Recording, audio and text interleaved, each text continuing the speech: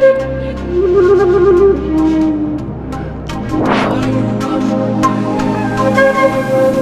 my queens and kings. Welcome to Pharaoh Tarot. I'm Butterfly Williams, and I will be serving up a special edition reading for the war in the Ukraine. Zelensky versus Putin. The war in the Ukraine has been in the news lately, and Spirit whispered into my ear, why don't you do a moonwave reading on it to help process all the thoughts and the emotions that come up when we are dealing with this tragic topic. What we do here at Pharaoh Tarot is channel ancestral wisdom for contemporary times through tarot and oracle card readings. I am so very grateful that you have chosen to spend your time with us. If any of this reading resonates with you, please like, share, subscribe, comment, hit the notification button so you can catch future readings. I have a feeling that there will be other special edition readings coming up soon. How I like to do these readings is I start off with a short traditional West African prayer to the ancestors, followed by the initiation rite, which this time will be for the war in the Ukraine, Zelensky versus Putin. Then we'll head into the pile selection, and then into the readings. You'll notice that there is an Afro-futurist aesthetic to this channel, which means that the files are named after certain concepts from ancient Egyptian culture. All right, let's get going. Omi tutu, ona tutu, ile tutu, tutu egun. Dear ancestors, I hope you enjoyed the lit candle and the glass of cool, clear, fresh water that I've provided for you. Please fill these cards with your love, your wisdom, and your compassion, and help me to channel messages of love, abundance, and freedom for all those who have gathered for this special edition reading on the war in the Ukraine, Zelensky versus Putin. Ashe. Okay. Wow. The war in the Ukraine, Zelensky versus Putin. This topic has many people all over the world concerned, primarily because it could quite possibly lead to World War III. At this moment, on March 7th, I believe we're in the 12th day of the war. Apparently, Putin thought he could march right on in with his 95,000 troops strong army, and the Ukrainian people would just, bow down, greet the invading army with, flowers and open arms, and the war would be over, in 24 hours, if not a matter of days. That has turned out to be a pipe dream. The Ukrainian people seem to be staunchly united in a fierce resistance to repel the invaders. Putin seems to be very much committed to overrunning the country.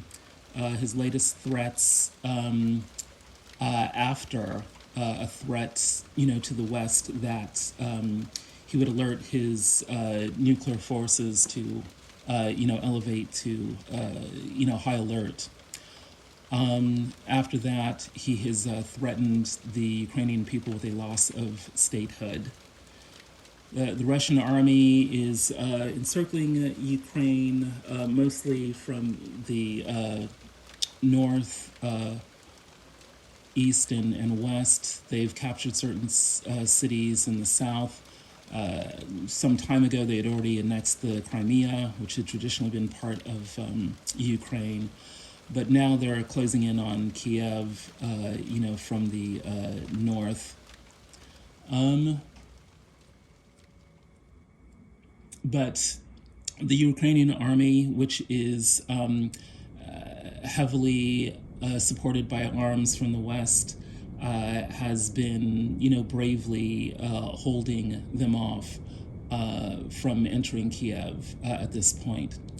Putin has turned out to be a ruthless enemy. I mean, everyone already knew this about him. he had previously completely leveled cities in Chechnya. So it would make sense that, if he isn't getting his way immediately in Ukraine, he would pursue a similar strategy there, which is he's begun cluster bombing civilian populations.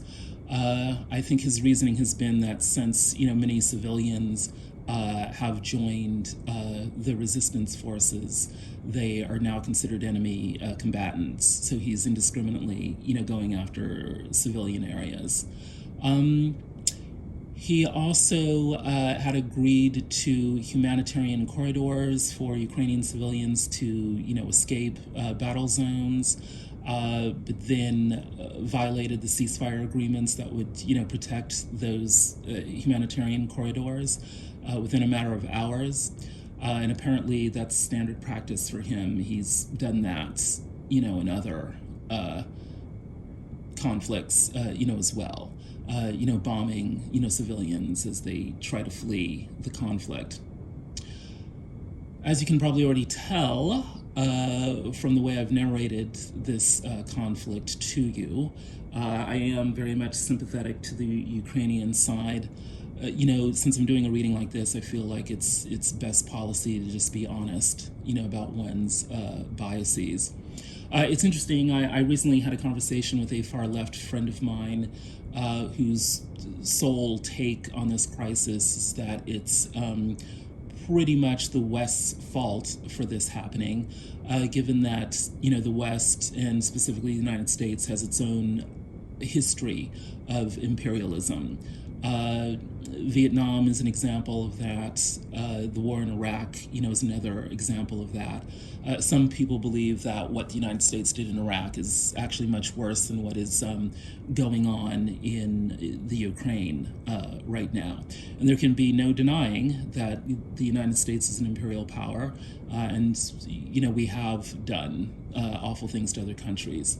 However, it's my opinion that does not make us entirely at fault for what is going on in the Ukraine.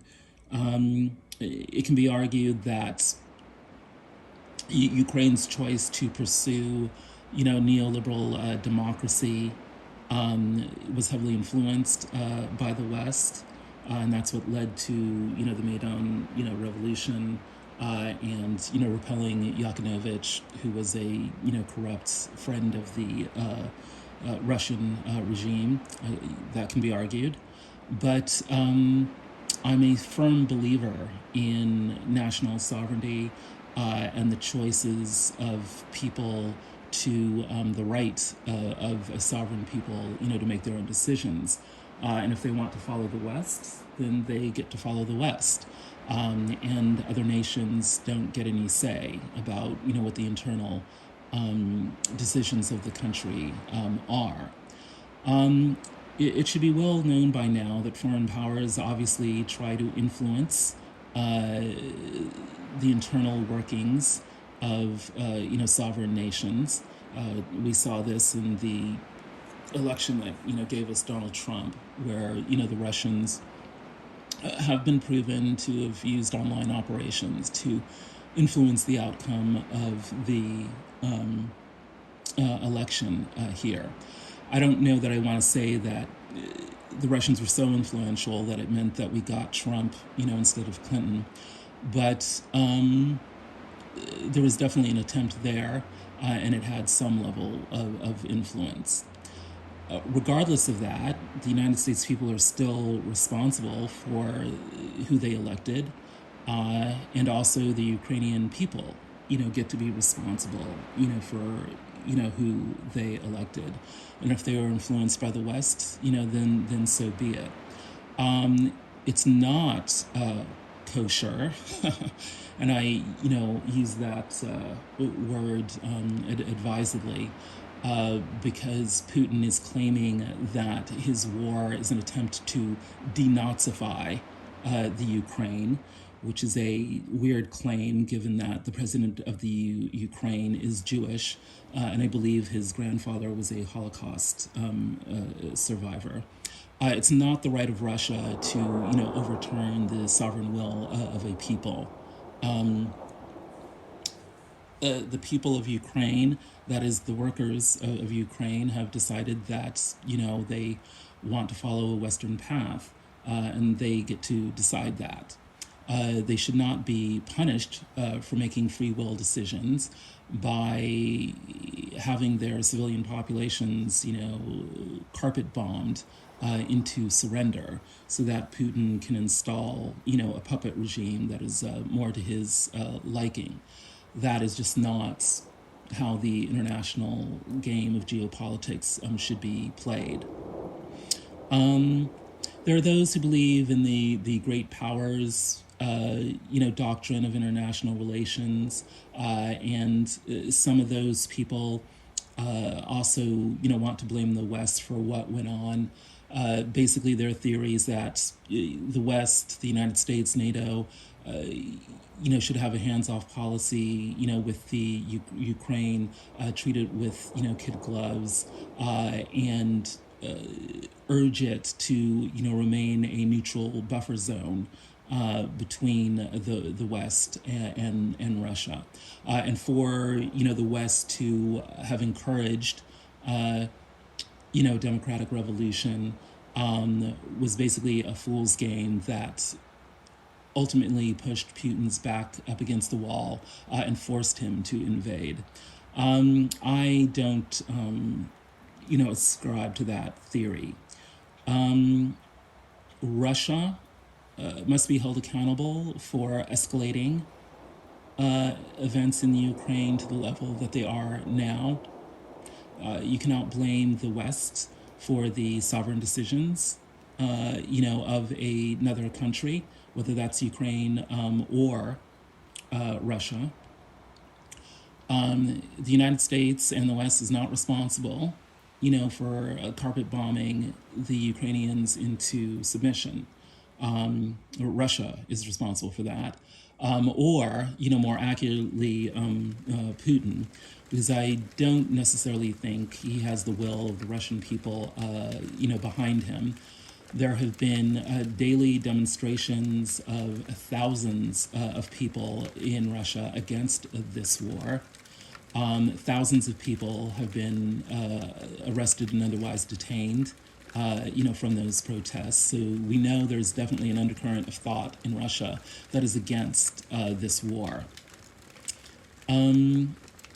And if there's thousands of people willing to show up in the streets, you better believe there are millions of people who are not believing the Russian state's propaganda that's claiming that what is going on in the Ukraine is not a war, but is just a military operation meant to, cleanse the Ukraine of Nazi elements. A lot of people don't believe that. On the other hand, there are a lot of people in Russia running around with Z's, on their clothing in support of the invasion. And those people, believe the propaganda that the Russians are saying about, Ukrainians.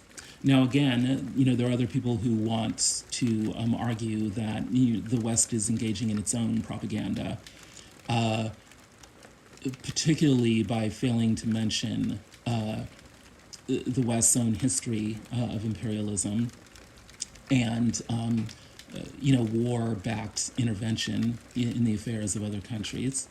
And they have to be, given that. But what is not propaganda are the video documentation of, entire buildings being razed to the ground. I'm talking about, residential apartment buildings that house civilians, of, hospitals that have been attacked, nuclear power plants that have been attacked. The West is not ultimately to blame for, an invasion of a country by a foreign aggressor that wants to deprive the subjugated population of its sovereignty and statehood. The West, there's always been, a tug of war over the Ukraine between the West and Russia ever since the former USSR dissolved. But the West's role in the tensions here do not mean that it is entirely or even primarily responsible for what is going on in the Ukraine today. The buck stops, with Putin and what seem to be increasingly irrational decisions about the conduct of this war. The bottom line for me is that the Ukrainians do not want Russia to impose their own government on them and in place of their own democratically elected government. Therefore, Russia is responsible for stopping the war, retracting all its troops, and just dealing with the fact that the Ukrainians do not necessarily want to be part of them. Now, I realize that, I've simplified a very complex geopolitical situation. There are Russian-speaking populations within the Ukraine, some of which are, quite happy to be reintegrated back into Russia. But others of which are simply, Russian-speaking ethnics within the Ukraine who are quite loyal to the Ukraine otherwise, and don't necessarily want to be absorbed by Russia. So, and then it's been very odd that some of the civilian areas in the Ukraine that have seen the worst of the bombing are actually the Russian-speaking areas. This is what I'm talking about when I'm saying that Putin seems to be making, rational decisions about the course of this war. Much has been made about President Zelensky. He's a very commanding figure with a very interesting background. He initially came to fame in Ukraine as a comedian, and there's lots of wonderful news footage of him doing pretty outrageous things and really amazing costumes in his former career. But he has certainly more than rose to the occasion, required by him being a wartime president.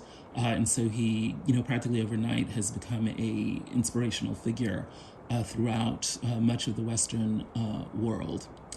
Putin has an equally interesting background, given up by his mother, who is, his ultimate background is a bit of a mystery, but I believe it was a Georgian peasant woman who gave, birth to Putin.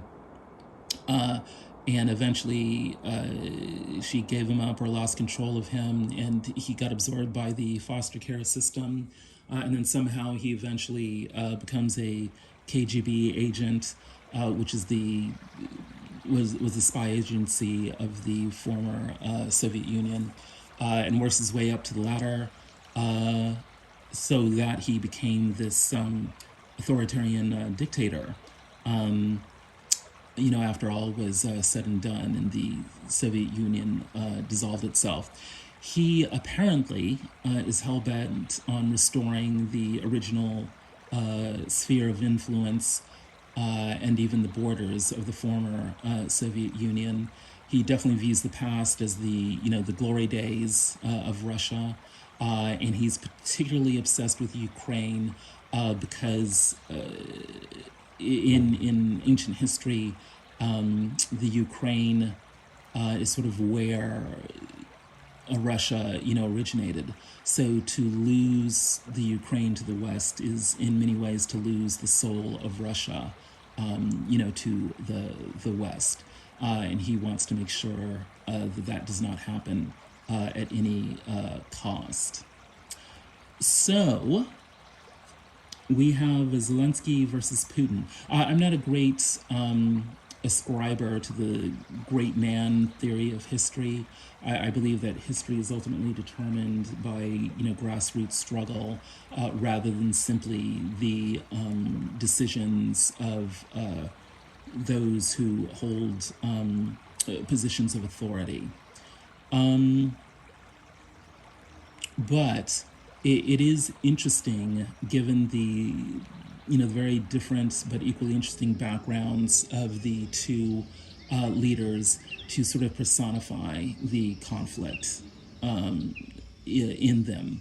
So, in the readings, the first column will represent Zelensky, and the third column will represent Putin, and the second column will represent the situation between them, while the fourth column represents the outcome.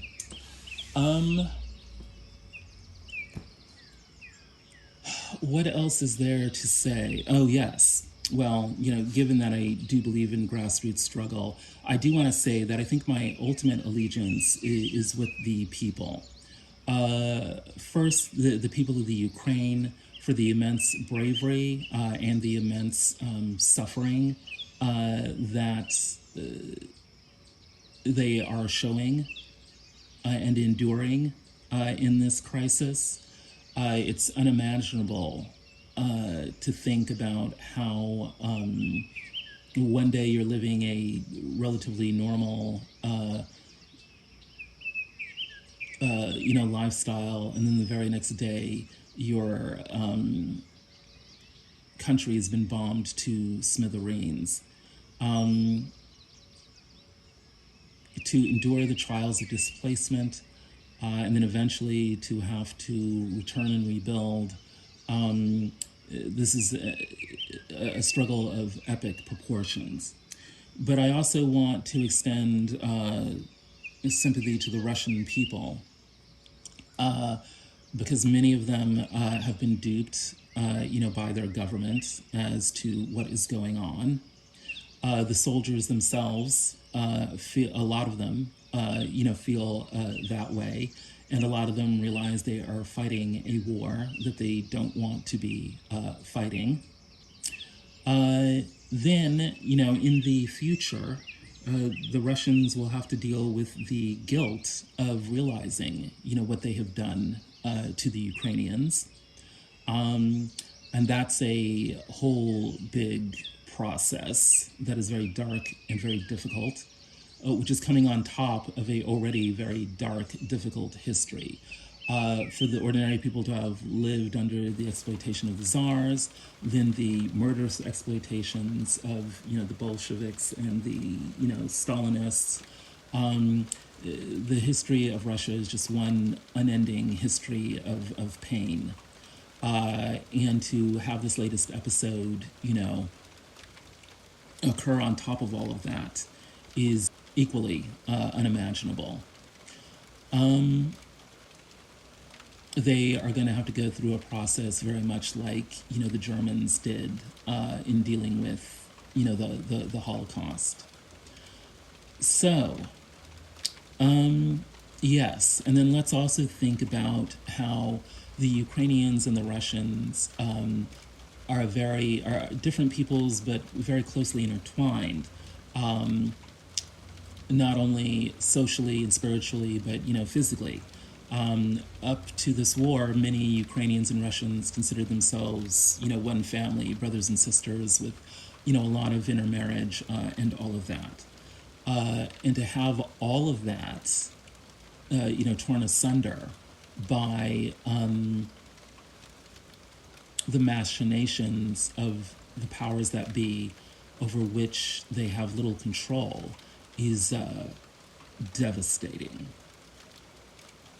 So, I do call upon the ancestors, I do call upon all of our spirit guides, I do call upon, the world in general to not only give our thoughts and prayers to the people of Ukraine and the people of Russia, and their leaders, but to do, whatever we can to alleviate the massive amount of sufferings which are happening there, but also very well, if this war escalates, could happen to us in the West, in the East, and all over the world. People all over the world are already affected because of the sanctions. I do support the sanctions. Even though the people who suffer the most under the sanctions, are the working people of Russia. Holding the Russian oligarchs accountable, I think is a wise move. I think sanctions are the best way at the moment to put the pressure on Putin to stop his madness. I have a feeling that sanctions, will probably not be enough to move this conflict in the right direction, and so that brings up the difficult issue of military intervention by the West. It does seem that the most prudent course of action at the moment is to not impose a no-fly zone over the Ukraine, because that would be a direct provocation to Putin, and we know that he likes to escalate, which could, so if we're shooting down Russian planes over the Ukraine, it could possibly lead to the use of nuclear devices, which we do not want. On the other hand, without imposing a no-fly zone, we very well could be looking at full-scale genocide against the Ukrainian people, and the loss of sovereignty and statehood imposed on the whim of a foreign power is just galling, on top of the loss of civilian life, which is without question a war crime. So to let a war criminal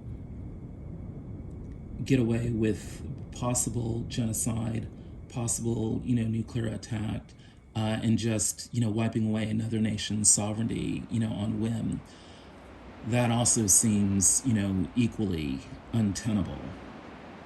So I can't claim to know what the answer is. I do not believe in unilateral disarmament by the West. Simply because of situations like this. In many ways, Russia is actually the least of our problems, because the Chinese are a growing imperial power. So we have a very, very difficult situation on our hands here. Certainly, we all ought to be praying for peace. I'm not at all sure what we're going to be finding out about Zelensky and Putin in this conflict in this reading, but hopefully it brings some understanding of the motivations of these leaders, and the possibilities and potentials of these leaders. I think I'm just going to leave it there. Let us all pray for peace and an end to suffering in the Ukraine. Let's move on to the pile selection. Pile number 1 will be the black obsidian pyramid. This will be for the House of Life, which will look at the ordinary waking reality of Zelensky versus Putin. Pile number 2 will be, I'm forgetting what this crystal is. but we'll say the yellow crystal pyramid. And this will be for the Temple of the Sun, which is a guide to the behind-the-scenes workings of the world of spirit. The third pile will be the blue agate pyramid. This will be for the Valley of Paradise, which will be practical guidance for Zelensky versus Putin. And then the pile number 4 will be this, it's actually rose quartz. It's a very pale looking crystal here. For the Council of the Elders, and that will integrate all of the wisdom from the previous 3 piles. So, pile number 1 is the black obsidian for the House of Life. Pile 2 is the yellow crystal for the Temple of the Sun. Pile 3 is the blue agate crystal for the Valley of Paradise. And pile 4 is the, did I say this is pile 4? I meant pile 3 here. Pile 4 is the rose quartz for the Council of the Elders.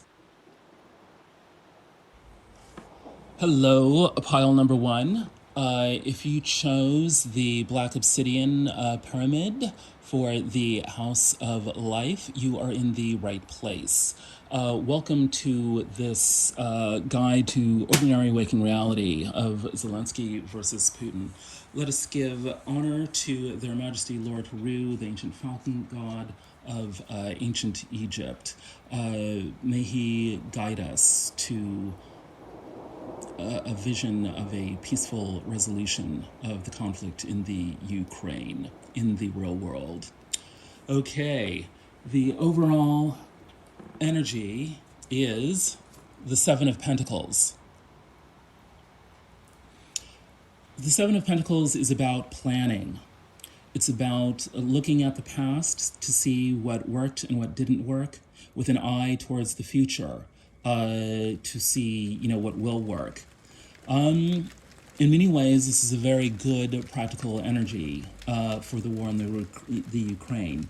We know that the ultimate roots of the world are in the past, even the distant past, and any resolution to the war has to take into account all that went on, before. How are we going to meet the needs of the people of the Ukraine, for sovereignty and rebuilding, their nation? How are we going to meet the security needs of the Russians, who feel very threatened by the West? Any war to be successfully fought must be planned, and it's looking like perhaps the Russians did not do the high quality planning that they needed to do before they undertook, this war. And then certainly, the Ukrainians have perhaps, learned the hard way about, the true nature of their power position in the world. And so as they look to survive as a people during this conflict, they certainly have to do, their own planning and coordination, with the West to repel the invaders. But then looking forward, they're going to be acutely aware of the special position of balance they occupy, between the West and the East. So they'll be taking that into account. Yes, planning is the overall energy for this conflict. What is at the heart of the situation? The Queen of Machetes. This is it's interesting that a court card comes up in the heart of the situation. That's appropriate because we are talking about very powerful people. The Queen of Machetes is a no-nonce energy that has zero tolerance for any form of BS. We would have to say that in this situation, the wool has been, ripped from the eyes of the Ukrainians, about the true nature of their relationship, with the Russians. The Russians have certainly, revealed their hands about the extent to which they will use ruthless means to attain their goals. So, whereas before there was, an energy of even say familial love, between the Ukrainians and the Russians, we now have a very different view of, what that relationship is and can be, going forward. War has a way of revealing things, and what it generally reveals is not very pretty. So yes, the Queen of Machetes is the energy of this situation, and it's very much about, yes, two leaders sizing, each other up, and coming to some pretty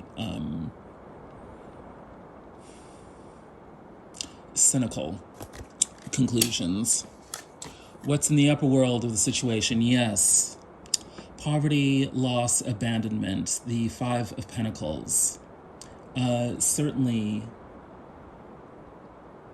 the Ukrainians are in the process of being stripped of, everything they have had, including a sense of self-empowerment, or at least that's what the, Russians, would like to do to them.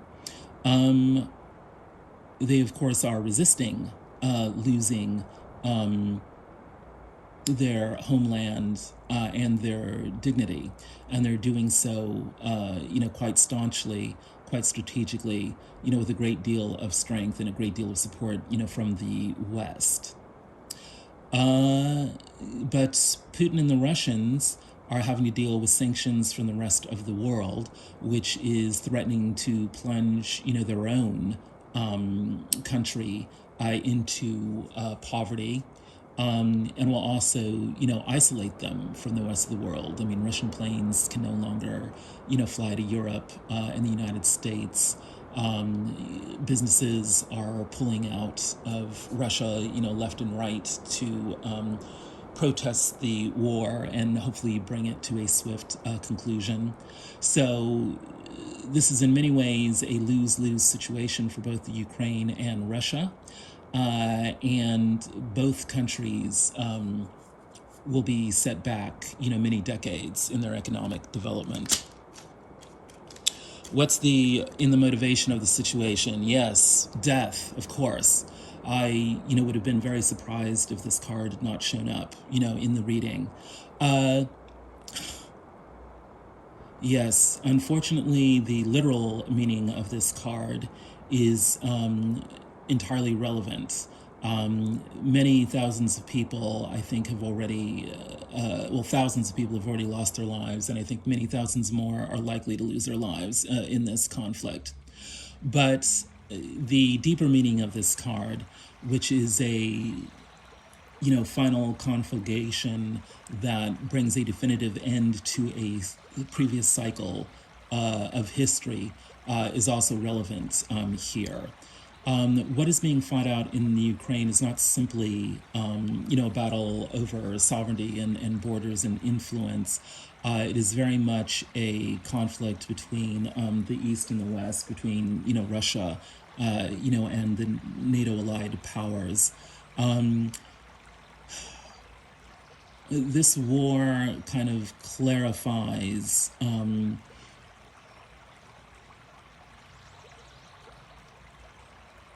the extent of the division between the two spheres of influence. And we know for sure that history will never be the same after this war. The, whatever kind of political naivete or innocence the Ukrainians were suffering from is completely gone as a result of this war. Putin, yeah, one thing I didn't mention during the initiation rite is that one of the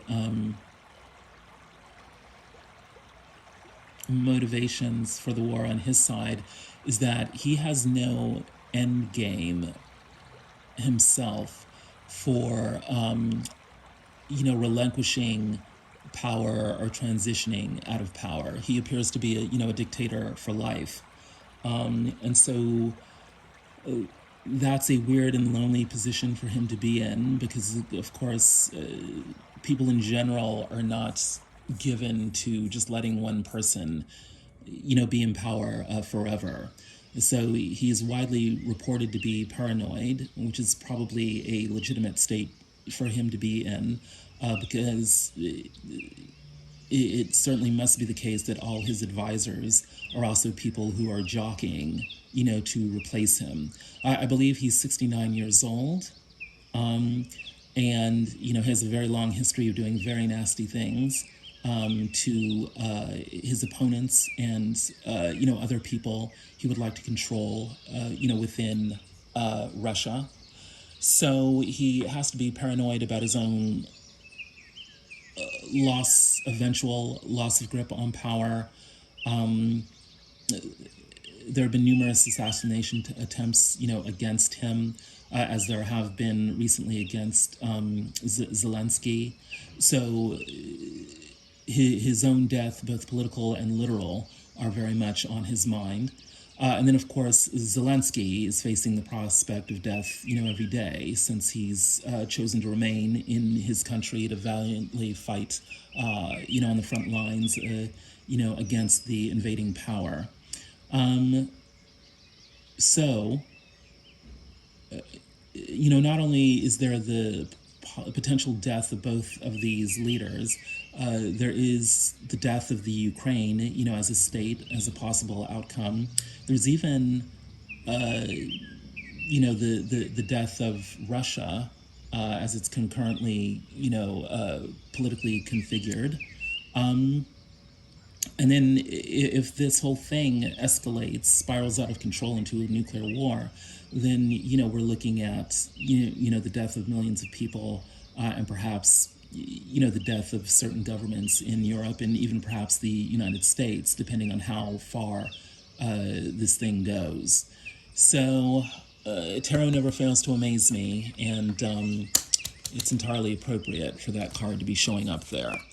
What's going on with Zelensky? The Wheel of Fortune. Well, it would appear that the spirits, the ancestors are on Zelensky's side. I mean, I don't know what's going on with Putin over here yet. But Zelensky's got the Wheel of Fortune in his middle world. So this would indicate that, the tide is going in his favor. I don't know if that's just at this particular moment, on March 7th, 2022. I am getting a good feeling, from this card. Perhaps he will survive with his life intact. Perhaps he will eventually win the war. Perhaps Putin will give up. We know whatever happens with Zelensky, his life is already, exemplified great good fortune, having a very successful career as an entertainer, then being elected president, and now becoming a worldwide, hero. Certainly all of that indicates a life, blessed by, good karma and the upward swing of the, the Wheel of Fortune. But, then again, the Wheel of Fortune is fickle. Perhaps he won't survive. But, even if he doesn't, he will die as a martyr who is fondly remembered by the world. What's in the upper world of Zelensky? The Page of Brooms. Yeah, he was never expecting to be a wartime president. So he is a newbie in many ways to what he's doing, even though he's approaching it with such skill and what they call elan, a certain kind of knowing just how to do things, that he would appear to be, way more than a page. But he's become this symbol of, the spirit of the Ukrainian people. So he brings a lot of vigor, enthusiasm, and a freshness to his leadership approach. Like, he knows how to use social media and all of that. He knows how to speak very passionately and directly, to world leaders. Yeah, there is something, and he does have a youthful energy about him that, the Page of Brooms, as embodying the Page of Brooms as a spiritual challenge for him, is something that he seems to be pulling off, quite well at the moment. What's in his motivation? Yes, the Empress. Right. The Empress is someone who knows how to keep her people together. She represents the ultimate expression here on Earth of love for one's people. She's always represented as a pregnant woman, so she represents, the birth of a new order. She is an empress, so she has, access to everything she could possibly, need to survive and to help her people survive. So he is motivated by giving birth to a new order. Yeah, I will say that, his media presence does seem to be his media persona does seem to be quite balanced between the divine masculine, being the forceful leader who is the man of action, who gets things done, but also embodying the divine feminine, because there is a sort of emotional passion to him, which is quite charming, actually. Even amidst, the horrors of war, that yes, the Empress energy is very much, with him. The Empress knows how to align people socially to, give birth, to a new way of life. And so he's motivated to be that for his people. What's going on with Putin? Knight of Pentacles. Interesting. So yes, he's been in power for a very long time. He is very, goal-oriented, in terms of building up Russia's economic infrastructure, even though that's in the process of being devastated now by the sanctions. But also, hell-bent on, restoring Russia's former, glory days. He is someone who does strike me as being very grounded and earthy, although at the moment he's under a lot of stress. So he is, displaying, certain psychological challenges at the moment. But yes, of all the elements, yeah, I probably would associate him most, with the earth. And he is someone who obviously knows how to work, a system, because he elevated himself, from poverty to KGB spy to, being one of the world's most influential, leaders. He's definitely very goal oriented, and I think he generally only thinks in terms of very practical objectives. And he's obviously, committed. These are all qualities, of the Knight of Pentacles. Someone who can play, a long-term game and will not give up, under any circumstances. So what I'm picking up off this card is determination. Although, this is not the king or the queen, so while he does have determination, He may not necessarily have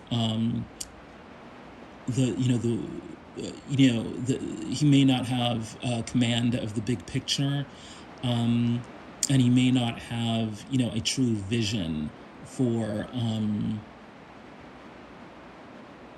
a wise vision of how to move the situation forward. I mean the Knight of Pentacles is very goal oriented, and even though committed over the long haul, also time limited.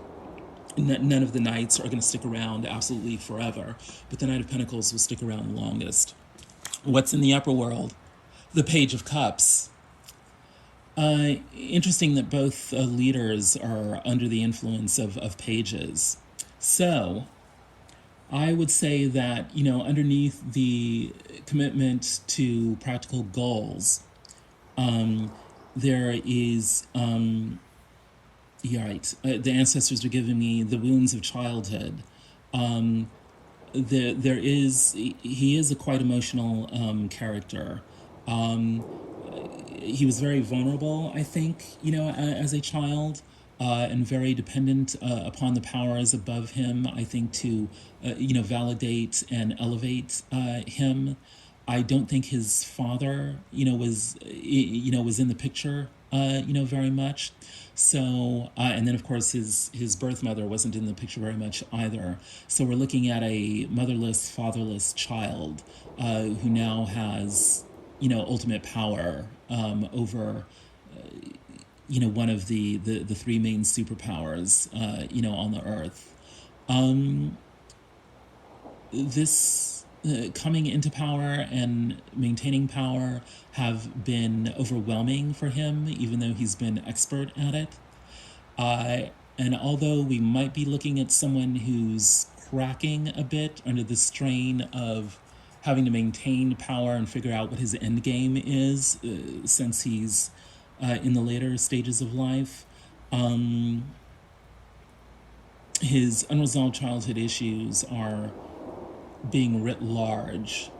Yeah, not having control. He's obsessed with control.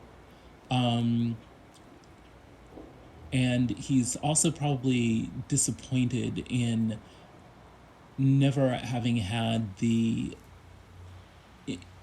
emotional stability that comes with being truly loved, truly being made to feel safe, by loving authorities. So therefore, he lashes out strongly and relentlessly at those who he perceives do not love what he loves, and what he does love Russia with a deep soul level passion. But this is also it's not simply a source of his pride, but also a source of instability for him. What's in his motivation? Yes, the Five of Wands, competition, right. Him versus the West, him versus Zelensky. Putin is a right-wing authoritarian thug. Let's be real, about that. He is peevish. He takes things personally. I think like King Louis XIV of France, he believes in C'etat, I am the state. So this war is very much about, for him, is very much about a personal competition. He wants to come out on top. He, as Russia, wants to come out on top. So he's strictly looking at this as a game. It's a game of chess, or really checkers, I think, for him. He seemed to believe that, a simple show of brute force would, have the Ukrainians cowering. And he's now finding out that this game is, way more complex than that. Right. You know, Zelensky has two major arcana, whereas, including the Empress, which is a combination of all the queens. So, you know, the Quartz, and it would appear, you know, the world of spirit is on his side in this conflict. Whereas Putin only has, you know, a page, a knight, all of these are minor arcana cards. And he's got, you know, two court cards, but, you know, with the Empress showing up, especially in the context of the Wheel of Fortune, it's no match, you know, for what Zelensky has going on his side. Putin basically really only has himself, whereas Zelensky, you know, has the world, you know, on his side. The world, and it would appear time, on his side. What's the outcome? The King of Pentacles. Either Zelensky or Putin comes out on top as a master of the material world, of knowing how to align, you know, economic forces in a way that ensures the stability of the kingdom, you know, of the people.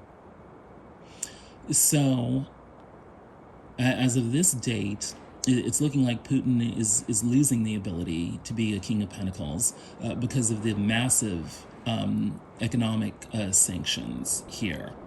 Putin also has to be wary of his fellow oligarchs who, you know, are losing many of their economic privileges because of the sanction, and now may be, you know, motivated to try to get rid of him. On the other hand, if Putin wins this war, then he may further solidify, you know, his ability to be King of Pentacles, at least within, you know, his own borders. If Zelensky and the Ukrainians win, if they're able to, you know, resist the invasion long enough that, you know, Putin decides to pack up his soldiers and go home, then Zelensky, you know, comes out on top as a, you know, major world political star, and he'll have an immense sympathetic listening from the West, who will probably, you know, rush in with all sorts of, you know, economic aid to rebuild the country. There will probably be some kind of, you know, Marshall Plan like there was after World War II to, you know, rebuild his country. He himself will probably become immensely, you know, wealthy, and the Ukrainians will, you know, emerge with a renewed sense of sovereignty, you know, and pride, so that their rebuilt country will be stronger than ever, you know, before. You know, so many people were ignorant of the Ukraine before this war, and now everyone is intensely interested and knows, you know, where the Ukraine is and what it's about. So the entire country, you know, could wind up rejuvenated as a King of Pentacles. What's in the outcome? Well, this is actually a very welcome card to have in the upper world of the outcome, the Four of Pentacles. This card is about stability. It's about hanging on to stability, and it's about, you know, maintaining stability. And that, of course, is what the Ukrainians want, you know, very much. Of course, Putin wants to maintain stability, you know, for himself. And this is why he is invaded, because he thinks the Western influence over Ukraine threatens the stability of Russia and threatens his own, you know, grip on power. So there is a pressure being put on this situation by the world of spirit for people to maintain stability. I'm getting a positive rush of feeling from the ancestors that this situation, this nightmare that we are in, will ultimately result in a great deal of stability.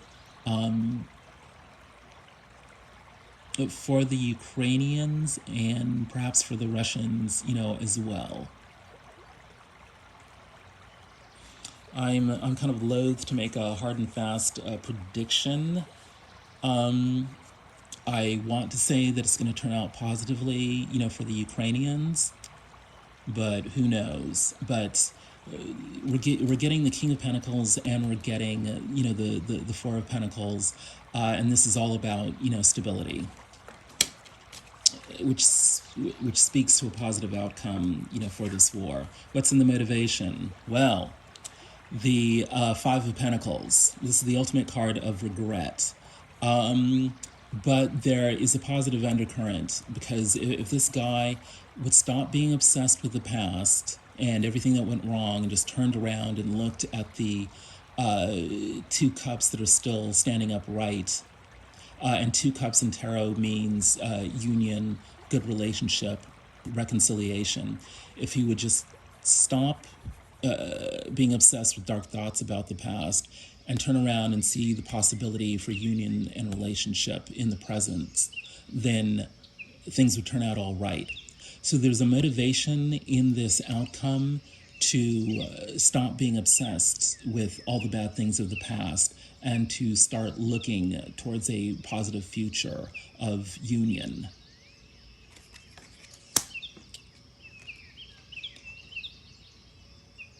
This is ultimately a positive outcome. And I'm tempted to think of a positive outcome in terms of a Ukraine that, quote unquote, wins the war in so much as it is able to retain its own sovereignty, and statehood. I want to say that I think the Russians will eventually return home, even though, my rational mind is saying, well, highly unlikely.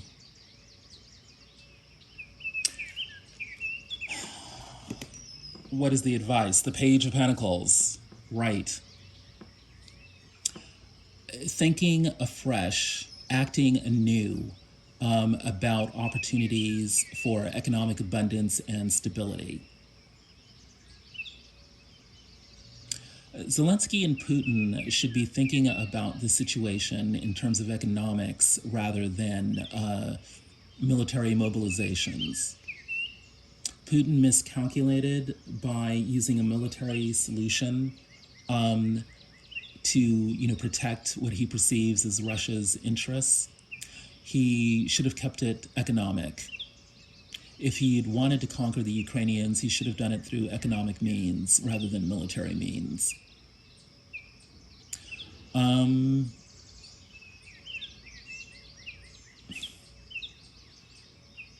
Zelensky, right. I want to say that Zelensky will survive this conflict alive, and I want to say he will go on to become much more learned about the economics of his country and the role that it can play in forging, economic bonds, between the West, and the East.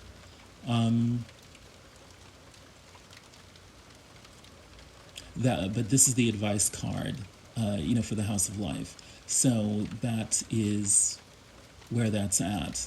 These men need to approach the situation in other ways.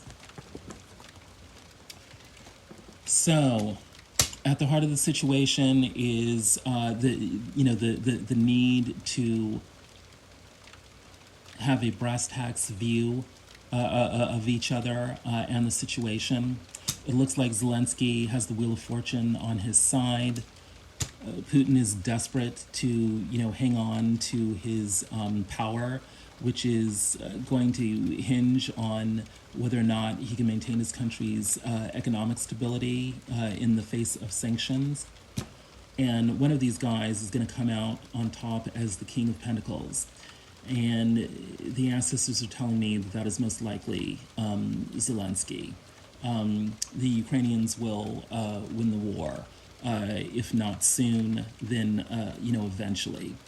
Even if Russia, wins the war, conquers the country, and strips it, of its statehood, the Ukraine will eventually come back and reestablish, itself as the King of Pentacles.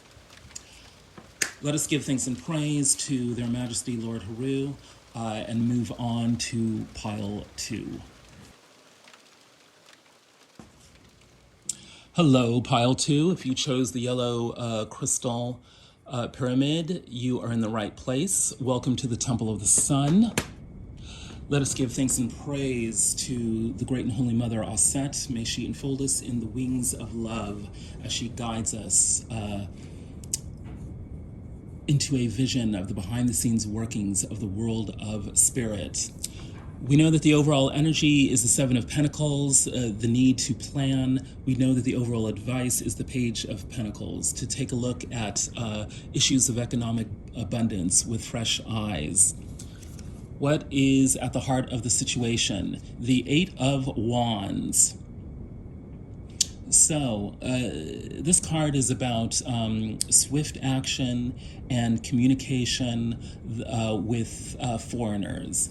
This is about global networks. It includes the internet. It includes diplomacy that is carried on through the means of communication. Spiritually speaking, the heart of this situation is the need to, yes, build global networks, to have better communication and avoid miscommunication amongst global networks. And it's about the world realizing that it is a global family and that conflicts can no longer be handled by military means, just because when you have a war in one country, it immediately affects all the other countries on the planet. The challenge here is for how can nations, learn to use diplomatic communications to, resolve conflicts, over land and sovereignty. What's in the upper world? Yeah, the Five of Swords, right. This is another card of, conflict. It's also the classic card of, the false victory.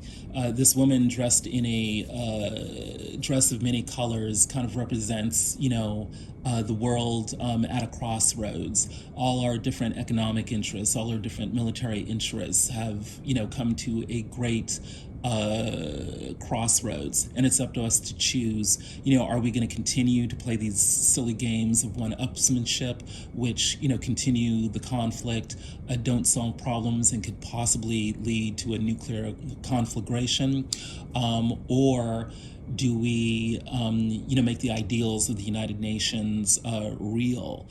Do we find a way for everyone to come out on top of this situation?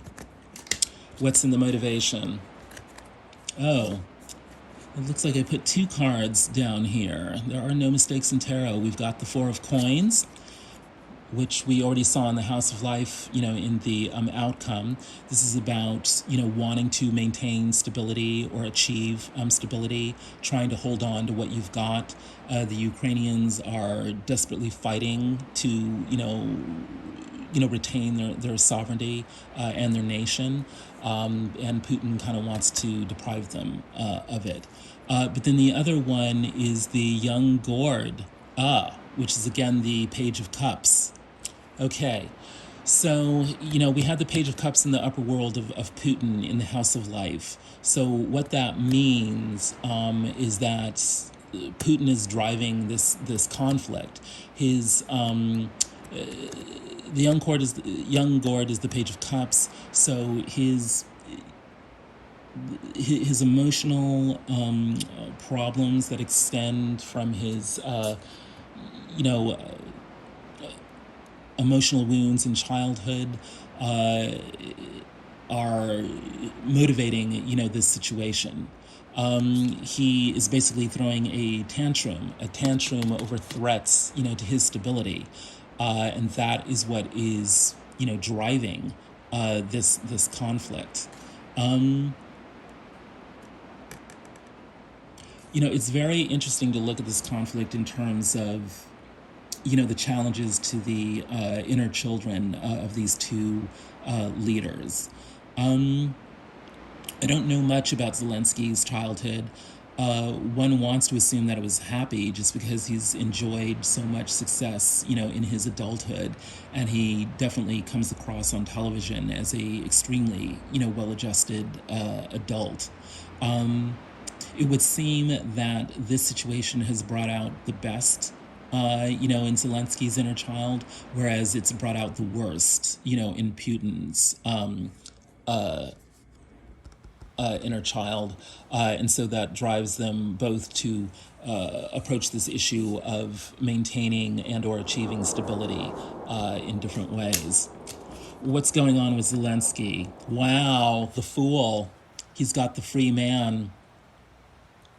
The way the hoodoo deck depicts the fool is very interesting because it shows a man kind of walking out of a above the ground mausoleum in a cemetery. So this is a very hopeful card for Zelensky because it shows someone escaping death. Having to pay attention and pay respects to death, but ultimately walking away scot-free. So, yeah, and the Fool represents, a new start.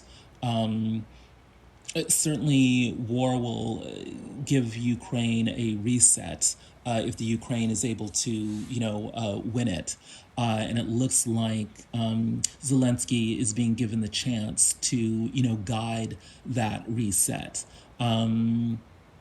He'll have been shown, the worst of humanity, but then, if the Ukrainians win the war, he will be able to guide Ukraine to become the example of the best of humanity. He'll put Ukraine on a new course. So we've got the Two of Cowries in his upper world. This is the Two of Pentacles.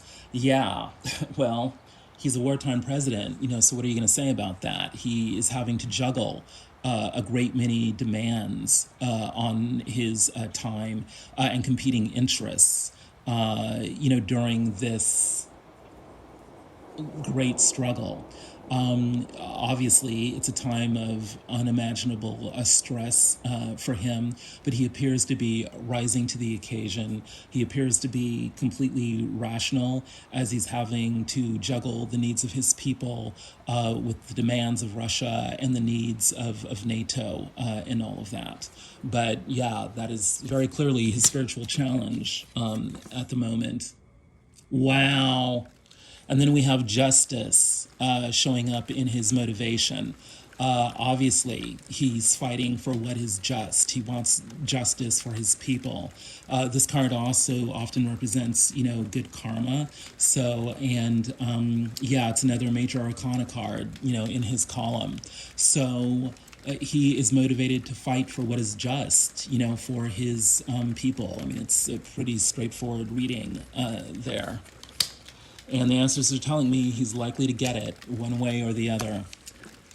Okay. Well, the first major arcana showed up for Putin. He's got Railroad Bill. This is the Chariot. And it's depicted by a man, kind of standing on the front of a train engine. Yeah. The ancestors are saying railroaded. Putin obviously wants to railroad the Ukrainians through sheer brute force, and we see that in his military tactics. But he also feels railroaded by the Ukrainians because he sees them as a proxy, for the West. He feels that he is being, dominated culturally and economically by the West, through Ukraine, through, the backlash of the economic sanctions, being imposed, upon him. And he's being goaded by the world of spirit to move ahead relentlessly, regardless. The chariot has been with Putin his entire life, because the chariot is very much about, moving onward and upward, and he is someone who managed to raise himself from a very lowly background. He literally came from the wrong side of the tracks, and yet somehow managed to make himself, one of the most powerful leaders, on the planet. This war in the Ukraine is an extension of his chariot, energy. It does raise the issue of, why would the world of spirit, given him such a grand rise if he was going to use it to what appear to be, evil means. But apparently, the Russian people as a whole don't, regard him as evil. He certainly is a strong man who rose to power at a time when Russia wanted to feel strong. So that explains why the chariot, was on his side. What's in his upper world? Uh-oh. This is the Nine of Swords. It's the first time I've seen this particular card in a reading. Yeah. The Nine of Swords is about anxiety. Can't get to sleep.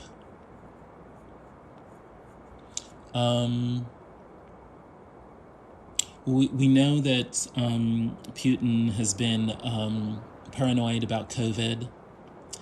We know that he keeps a watchful eye on all his subordinates, many of whom are surely scheming to replace him.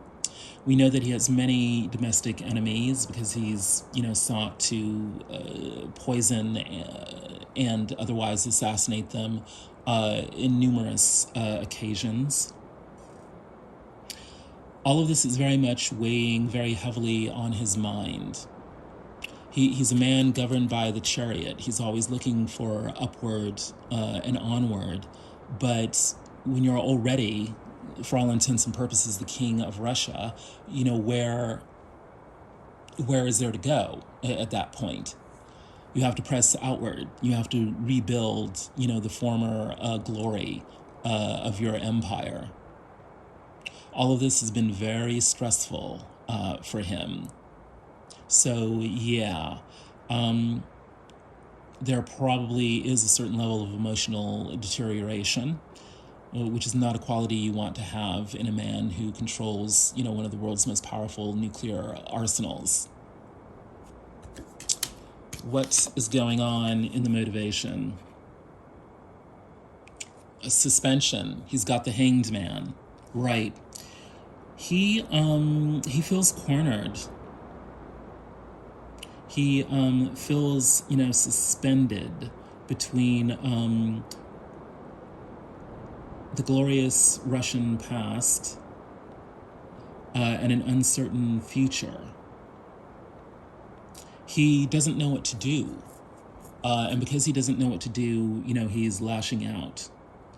And his mind kind of circles between fear of all the people around him and dreams of reestablishing the glory of the Russian past. Those are really the only two modes of thought that his mind has. And it keeps him kind of suspended in a little bubble world of paranoia and delusion. I hate to be so biased, but, these cards are goading me, in that direction. What's the outcome? The Knight of Swords, right. There's a very real way in which whoever wins this war is going to be the person who can win the propaganda war the best. The Knight of Swords is about having a project that deals with, information, that controls, narratives. And in order for this war to be won, there is, of course, the actual on the ground battlefield strategy, but then there's also the strategy for not only world opinion, but the faith and belief of one's people, and then the after war of how what narratives will be spun about both the Ukraine and Russia and their respective leaders once the outcome of the war is determined. It would appear, within the West that Zelensky has sort of already won the propaganda war, but that's within the West. It could be a very different story, within Russia. But yes, the from a spiritual perspective, how to tell a story, tell it well, and make it serve your interests is going to be the tipping point of this conflict. What's in the upper world? The King of Cups, indeed. The King of Cups is the master of emotion. It's the mastery of emotional intelligence. The war for people's hearts and minds is going to be of utmost importance in resolving this conflict and dealing with the aftermath. What's in the motivation of the outcome? The High Priestess, the ultimate card of spirituality, of hidden knowledge that is undeniably powerful in the world. Zelensky, appears to be embodying the spirit of his people in a way that is incredibly attractive because it seems to be dialed into, a greater spiritual challenge. Certainly, we see this in terms of, courage, faithfulness, internal steadiness. He does seem to be, one with his people at the moment, and that is a spiritual fact, as well as a practical consideration. Putin seems to be the shadow side, of all these challenges. Fearful, isolated, irrational, mostly concerned with maintaining, power. I'm trying to look at this, from the other side, the angle of the other side.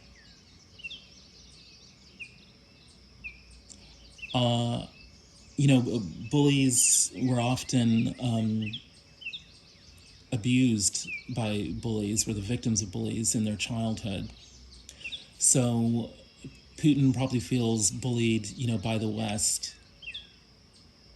And he does think of that actually in spiritual terms. I think he does actually think from time to time about the spirit of Russia and believes himself to be, the latest incarnation of the spirit of Russia, just like the Tsars did, back in the day.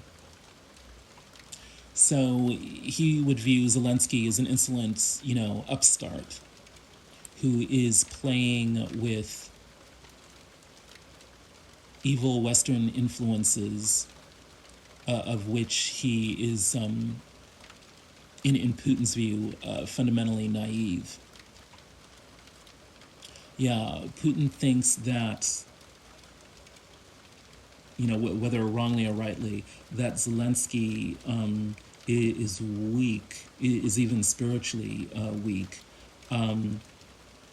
because he is naive about Western decadence.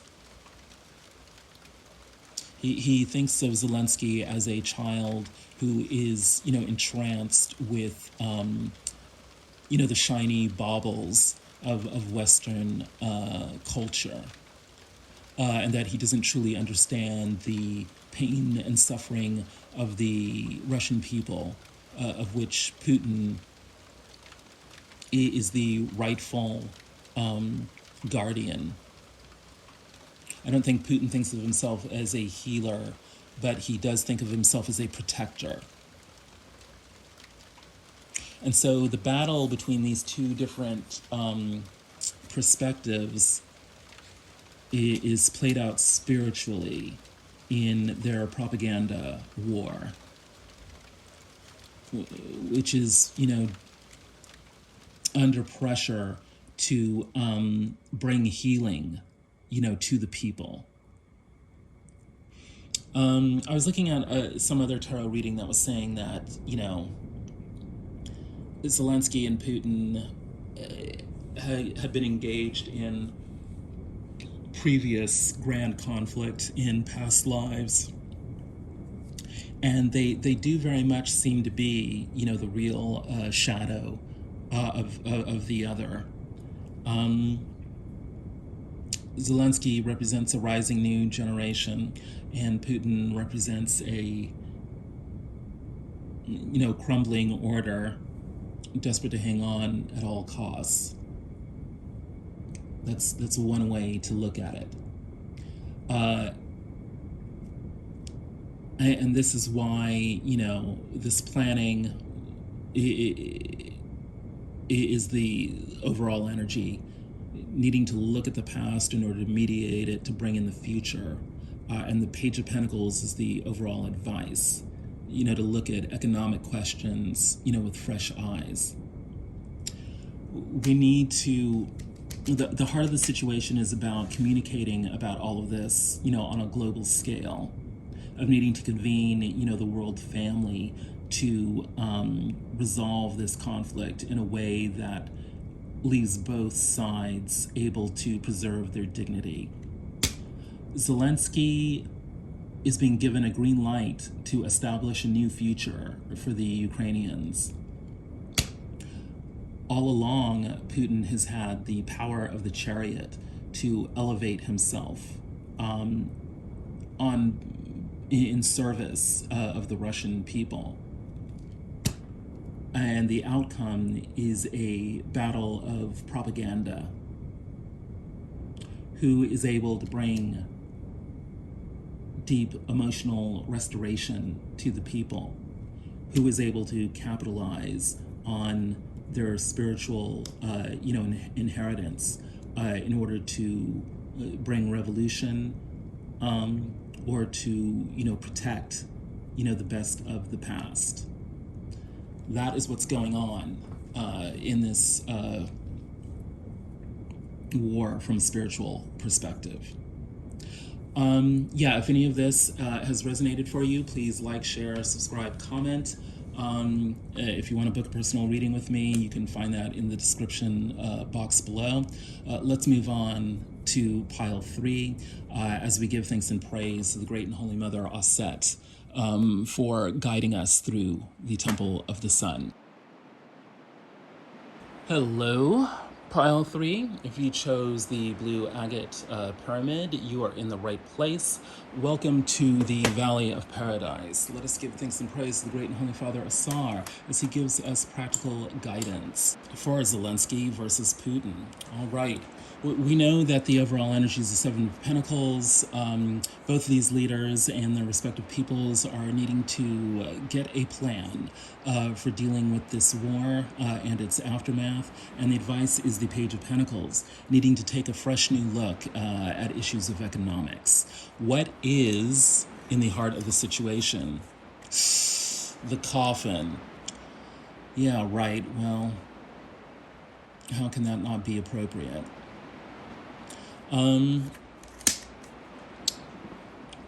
Death on a grand scale. It's a fight for, to the death.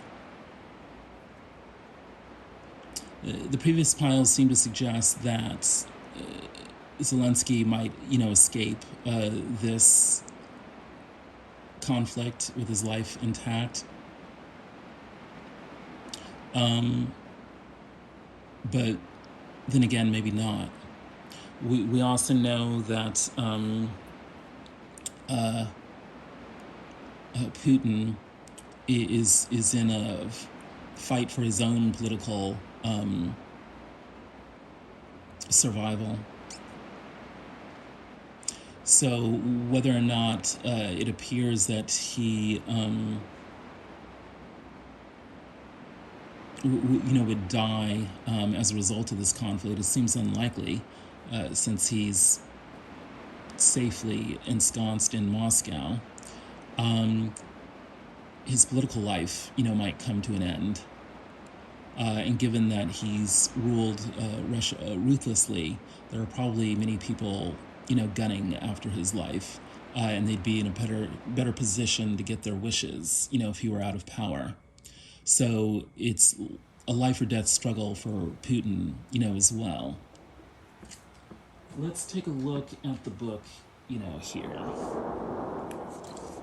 The Coffin is number 8. Okay. Change within life is inevitable. Even the most painful ending has a promise of a new beginning to follow. The coffin card often appears as we are transitioning during an involuntary change. There may be a stage of mourning and sadness as you are forced to either bury something deeply within or let something or someone go and start a new path, avoid of their or its presence. Let it go and let the pain go as well. Joy will find you again. Make room for it. If it's in a career, this is a time of transition that may lead to big changes. Even if you must leave a job, abandon a project, or change direction, know that you must let this go to make room for a new opportunity. A new chapter awaits. It's time to turn the page. Right. This conflict is very much about, Putin needing an end game for his own political career. And while he came in convinced that this war would be a piece of cake and would further cement his hold on power, it may instead expedite his removal, from the pinnacle of power in Russia. For Zelensky, this card could represent having to, well, I'm not going to lie, could represent, his own death. At the very least, it represents him having to, bury many of his people. But then that process brings the end of his normal political career, but then ushers in a kind of almost mythical superhero status for the next stage of his political career. What's in the upper world of the situation? Disguise, habitum. Interesting. Let's take a look at the book.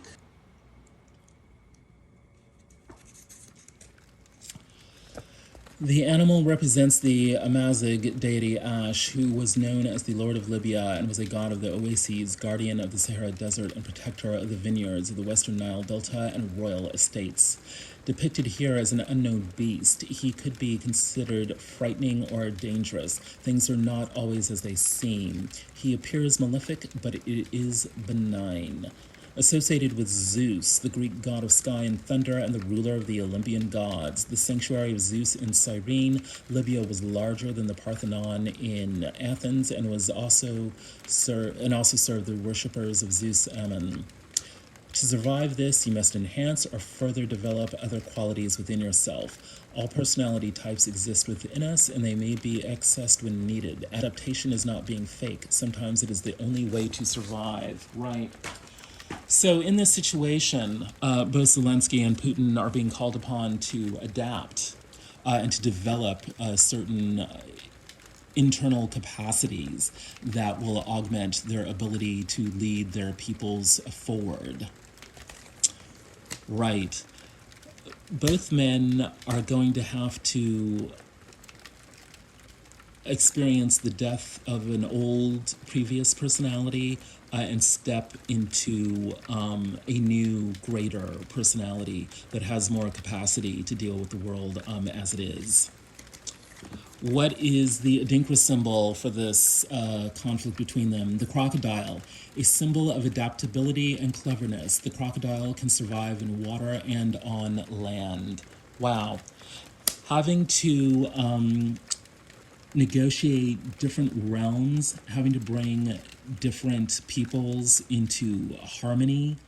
It's funny that the word adaptability has come up quite a bit in this middle column here.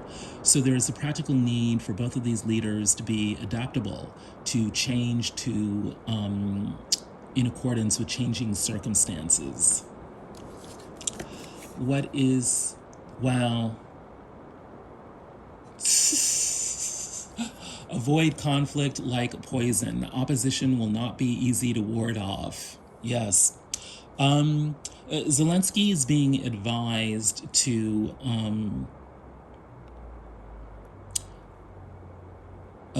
approach the situation, with a level head. Even though he's in a life or death situation that is literally world changing, to not feed into the conflict by being excessively warlike. He doesn't want to become Putin, even as he musters all his will and might to defeat Putin. He needs to retain the quality of adaptability and conciliation, even as he is fending off utter evil. What is in the upper world? Noom, the creator god, Rite. This is one of the ultimate figures of creativity, in this deck. And we know that Zelensky is a very creative guy. He's one of only a handful of people on the planet who was, able to have a professional career, in the arts previous to his political career. Noom is depicted here with, with two clay human figures in front of him. So Noom is someone who knows how to use creativity to manipulate people, to guide them, to have them follow his master creative plan. So Zelensky is being challenged on a creative level to do that, to guide his people forward creatively. Even in the midst of war, there's going to need to be a lot of creative solutions for how to win this battle. His power animal is the okapi. Embrace all aspects of you. Your uniqueness is your power. Let your spirit guide you. Well, Zelensky very much seems to be, the embodiment, of this. He does appear, at least on television, to be in contact with all the different signs of who he is. He seems to have raised to the occasion, and that happens when you're able to muster all your spiritual abilities to deal with what the external world is confronting you, with. It's very interesting that the word power is in this card, and the word embrace, and the word spirit. It's like it's saying embrace the power of spirit. We know from some of the cards he got in the earlier piles that he does seem to have, the world of spirit on his side. What's going on with Putin? Butterflies. Enjoy the overwhelming excitement and bliss of new or old love. Well, okay.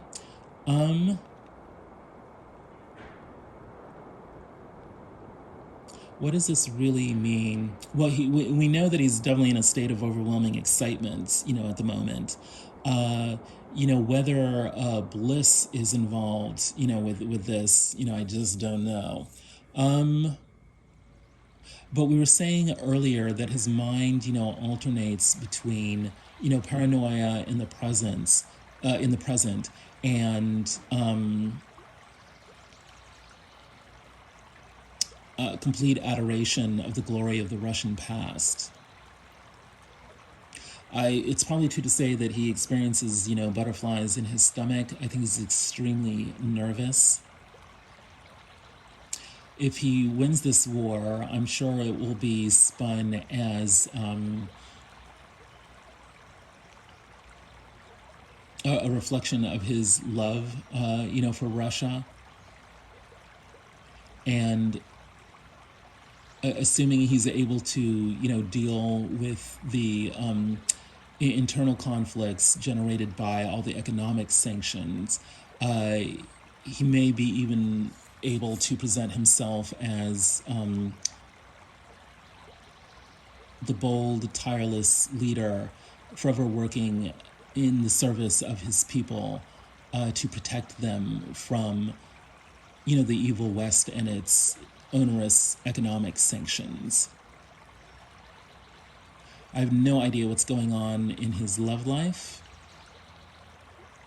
He may appear very charismatic to, possible, love interests. But I don't think he's thinking that much about that right now. Yes. He's got the pyramid, sacred archetypal element of Earth, in his upper world. This is about solidifying power, and also, solidifying the practicalities of not only maintaining his own power, but of, maintaining the material needs of his people. This is what he should be focusing on when he's not thinking about the war in the Ukraine. There is the threat of possible, total and complete economic collapse in Russia. And I'm assuming that is his number one priority, beyond actually winning this war.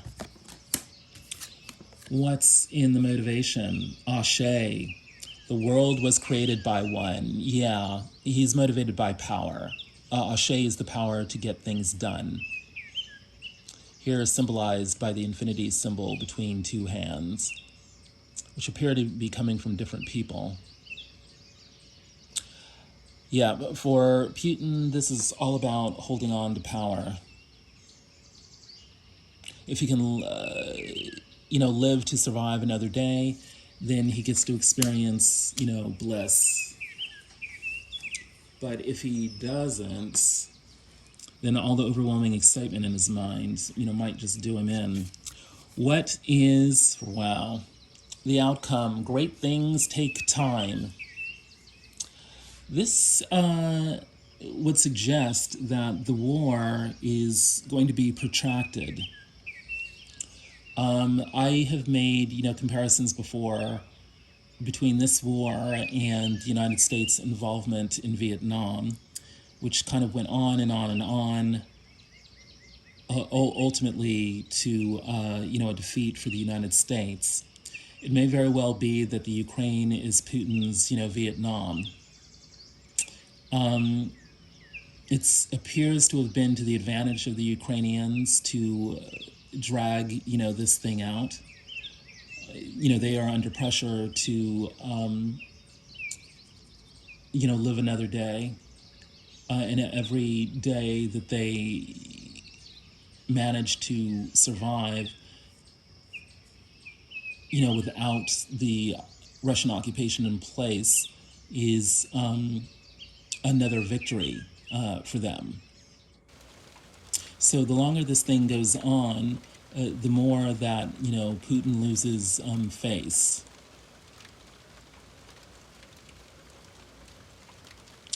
He got into trouble, I think, in the first place by not taking a long-term view of what this conflict would mean for him and for Russia. He appears to think that He could have marched right in there and wrapped things up in a couple of days. And now it's taken, at least a week.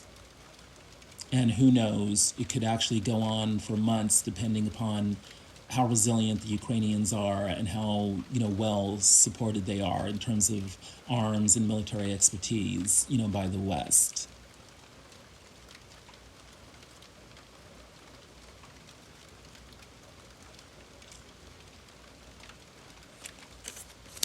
What's in the upper world? Reject anything that doesn't serve your highest good. Right. Well, the Ukrainians are rejecting anything that doesn't serve their highest good, and it's looking like a Russian occupation does not serve their highest good. Zelensky is advised to keep his eye on the prize, to conduct himself in ways that are becoming, to, not lower himself to Putin's level. Putin is advised to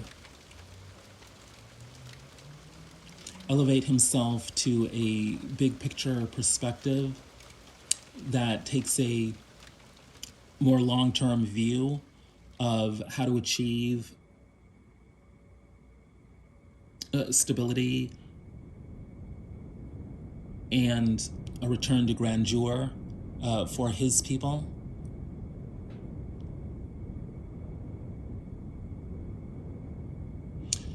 Both of these men are advised to avoid pettiness.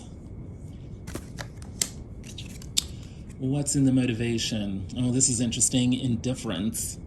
Some things are worth worrying over, but this isn't one of them. Let go of the situation and reclaim the happiness that has been stolen from you via these past events. Yeah, this is a commentary on Putin letting his paranoia about the West get the better of him and causing him to launch a war that never should have happened. This card is also about the Ukrainians needing to reclaim their happiness and encouraging them to stay in the fight so that they can recover, what has been stolen from them. Indifference is perhaps not exactly the right word here. This is more about stoicism, which both the people of Russia and the Ukraine know a lot about. It seems to indicate that the outcome seems to indicate that this is going to be a protracted struggle, that it will require a great deal of stoicism on both sides. From the Ukrainians for just needing to tough it out while they hopefully repel the invaders, and for the Russians in terms of giving up their dreams of empire. Sometimes it's hard to let go of our grand ambitions if we think they really define who we are. The situation is life or death, and both leaders are needing to let go of old political personalities in order to grow into greater, newer political personalities. Zelensky needs to make sure that he doesn't let the stress of war turn him into a bitter and reactive leader, which would lower himself to becoming another Putin.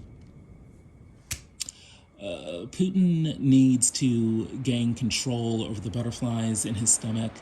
He can't afford to let them continue to drive his leadership decisions.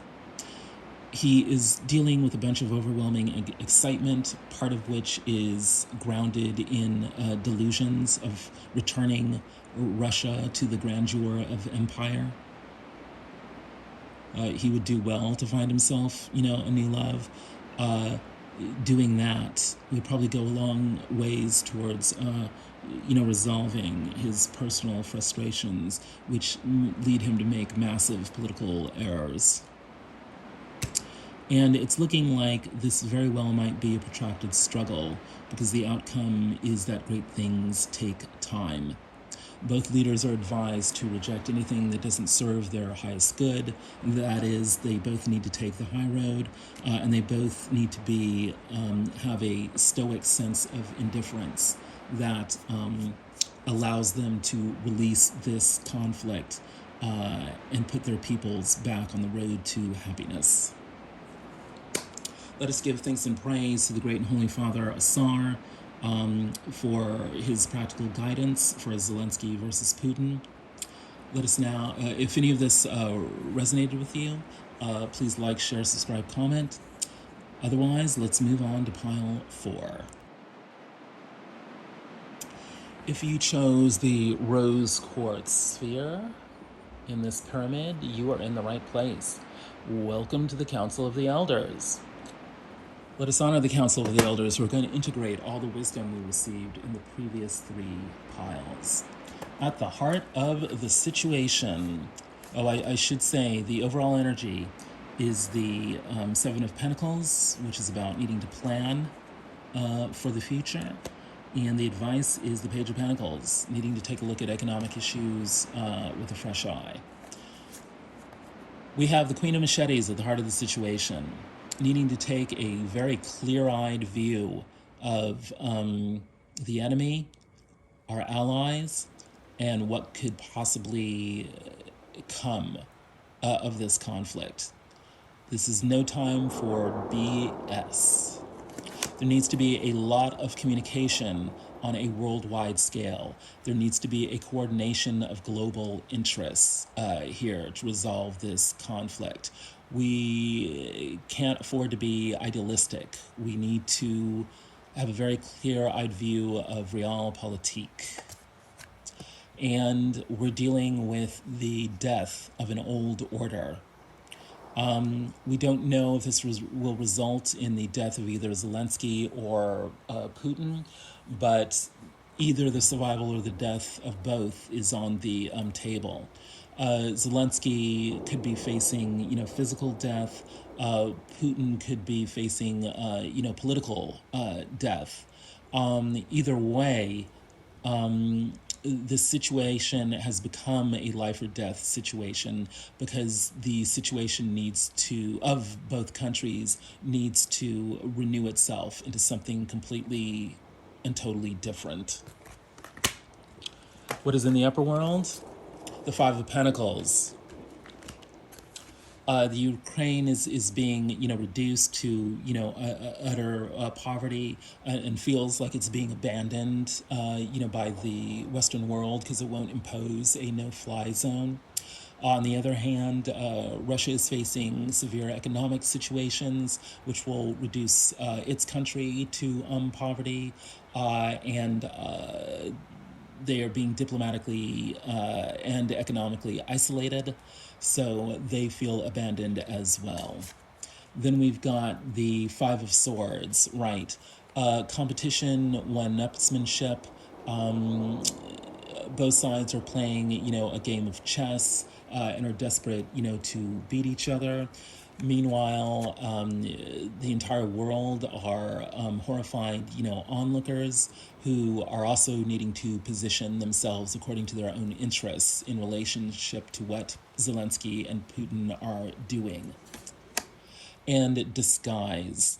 Both leaders need to become adaptable in the sense of, marshaling different and newer capacities in their personalities so that they can meet the demands of the war that they are in. This war is not only what's happening on the battlefield, it's also what's happening in people's hearts and minds, and to the extent to which either of these leaders can rise to the occasion in terms of mobilizing the world and or their people on their behalf is the extent to which they will be able to win. What's in the motivation?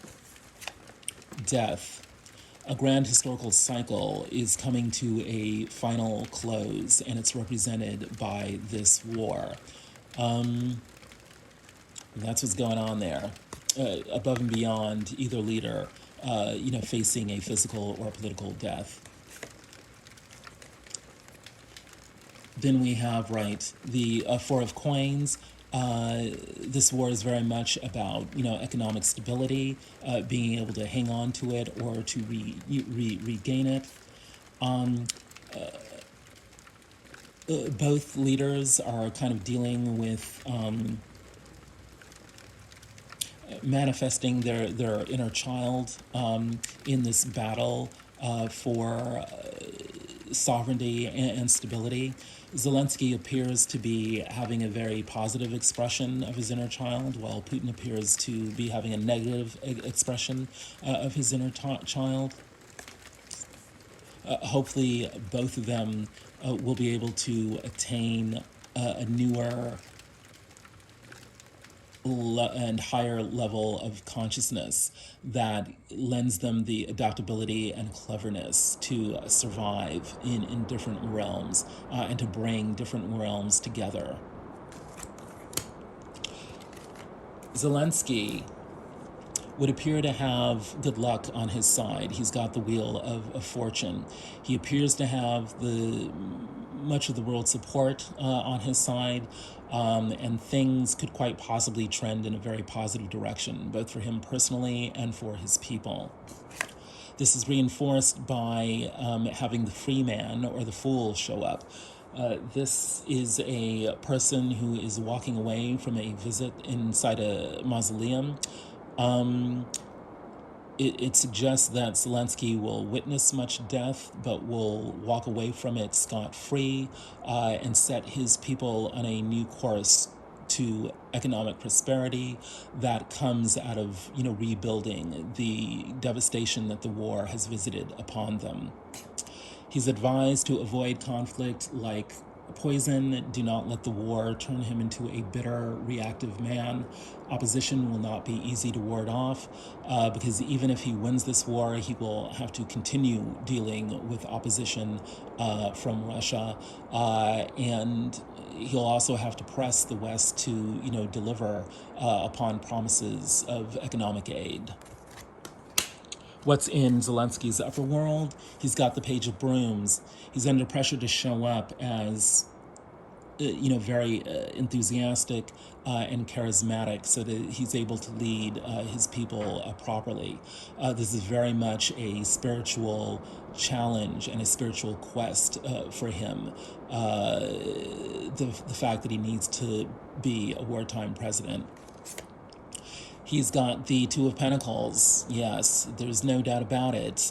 He has to juggle many competing demands, both among his people and among world leaders, in order to survive this war. But he's probably going to be able to do it and do it in style because he's got Noom, the creator god. We know that Zelensky is a immensely creative person. He had a successful career as a comedian and entertainer before he became president of the Ukraine.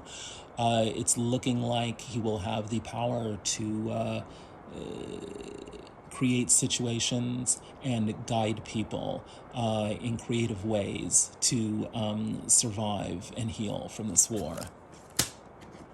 What is his motivation?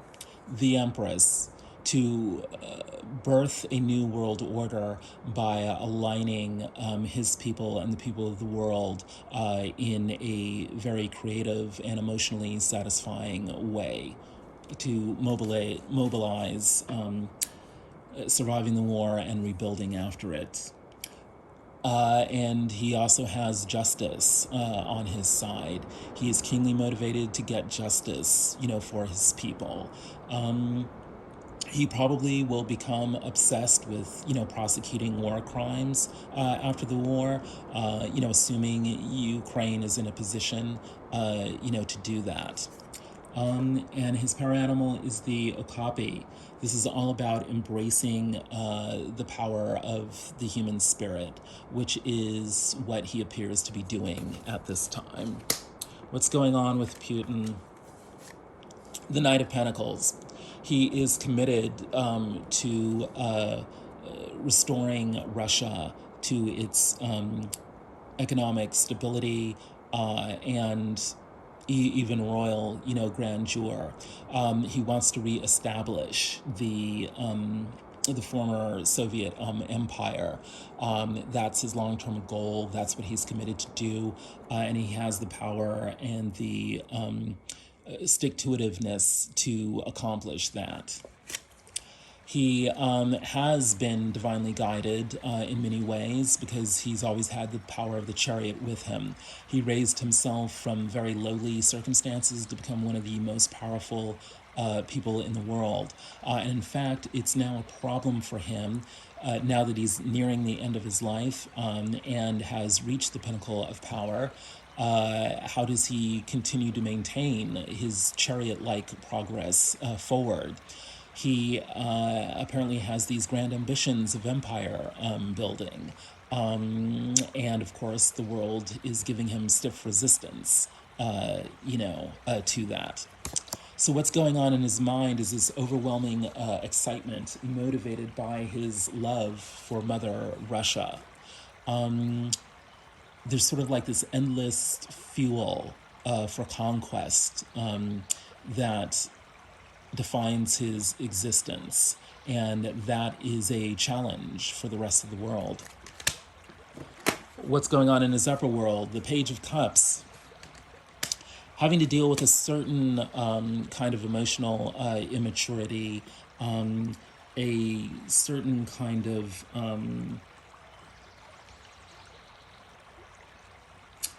a crush, if you will, on ideas having to do with, strong men, ideas having to do with the old Russia, ideas having to do with, the adoration, of the people. So he's sort of letting all of those kind of delusions get the best of him. And it's causing him to stay up late at night. This is a man who does not get a lot of sleep. He's very paranoid. He's paranoid of, his associates trying to take his job. He's paranoid about the people, turning on him. And he's been paranoid about COVID, and all of that. I don't think the isolation did him a whole lot of good. So, yes, anxiety. But above all, his challenges are practical, they're economic. How does he keep, the economic train of Russia going underneath the weight of, these economic sanctions and complete diplomatic isolation? I shouldn't say complete, because who knows what, the Chinese and others, will do for him. But the economic consequences of his actions are going to greatly exacerbate his anxieties and his emotional instability. What's his motivation? Well, competition. He wants to ward off the West. That's why he started, this war. And internal competition. He's got to keep those fellow oligarchs under control. He is feeling isolated and suspended between different worlds. He would like to return contemporary Russia back to the grandeur of the past, but his efforts to do so are frustrated on many different levels. So there is a sense that Putin is neither here nor there, and that even though he has a great deal of power, it's not enough to fulfill, his ambitions for Russia as a whole. That is what keeps him in his own sort of bubble world. He needs to have a greater perspective that adapts Russia, to the modern world, but he seems to be stuck in 19th century ideas of what power means. And it is all about power for him because he has the card of Agate, which is the power to get things done. He is very much motivated A to Z by power, how to hang on to power and how to extend his power into other domains. What is the outcome? One of these men is going to wind up the King of Pentacles, complete control of the material world. I want to say that on balance, it does look like that will end up being Zelensky, but who knows? The situation is very complex. The wills of these men are very, very strong, and both of them are very powerful. It would appear that the balance of the world of spirit is on Zelensky's side, but we don't know what karmic lessons either side needs to learn from this experience. We know that those lessons are very much going to play out in the world of thought, in the world of information, in the world of propaganda. So who is able to respond quickly and think strategically while implementing information campaigns is going to have a great deal of impact on the situation. And it's looking like this conflict, regardless of the outcome of the ground war, is going to continue on for quite some time, because great things take time. What's in the upper world of the conflict? This is all about the pressure to achieve and maintain stability. Russia would like to defend its interests by returning to a greater sphere of global influence, whereas the Ukrainians are in a fight for survival about hanging on to their own sovereignty. This war is an emotional war. It's not simply about, moving troops on the ground or fighting an air war. It's about moving both of these leaders into greater emotional intelligence, as a proxy for moving the entire world into a greater sense of emotional intelligence and emotional stability. Why does it seem that the world is hell-bent on destroying people's happiness? How do we rearrange the world order so that it promotes health, well-being, stability, and security for everyone? Indeed, everyone on the planet needs to reject anything that doesn't serve your highest good. How do we get people to think in high-minded terms? How do we get them to see the connections between their daily thoughts, their daily actions, and what spirit wants for us? And what's in the motivation of the outcome? We've got the Five of Cups. There is a need to stop being obsessed with the regrets of the past so that we can turn around and see the opportunities for union, relationship, and reconciliation in the present. This is very much a spiritual process, and neither side will be able to make their way through the complexities of what this war has meant without adopting a spiritual perspective. That means becoming indifferent, not to people's suffering, but to our own worries, anxieties, and ambitions that actually fed into this conflict in the first place. We're going to need to let go of the situation and reclaim the happiness that has been stolen from us by this conflict. We know that the overall energy is the Seven of Pentacles, a need for planning. We're going to have to plan in order to survive the war. We're also going to have to plan how to rebuild from it. A great deal of passion has poured into this this war, on both sides, adding much fuel, to the fire. But it's the ultimate end of this conflict will be to move the world to a better place, to have a renewed impetus to avoid, further wars. and to start building economic security, for all peoples. If the world had thought about this region in terms of economic security, this conflict could have been avoided. What's the advice?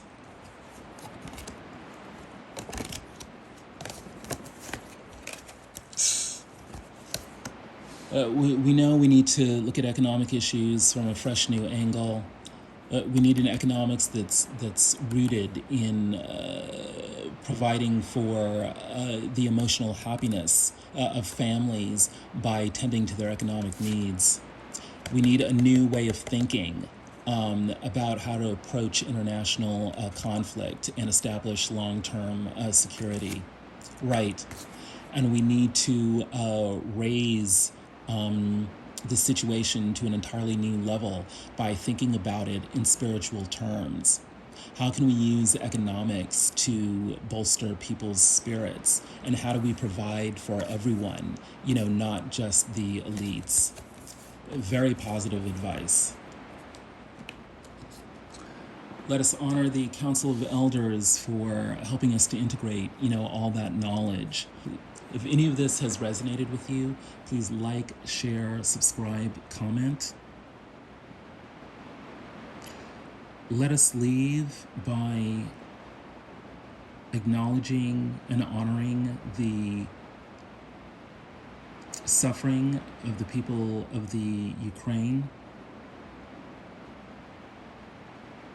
Let us pray for all of those involved in this conflict, that they will soon be able to lay arms down and begin rebuilding and renewing relationships in a way that leads the region and the world to a higher realization of stability, safety, security, and peace. The ancestors have spoken.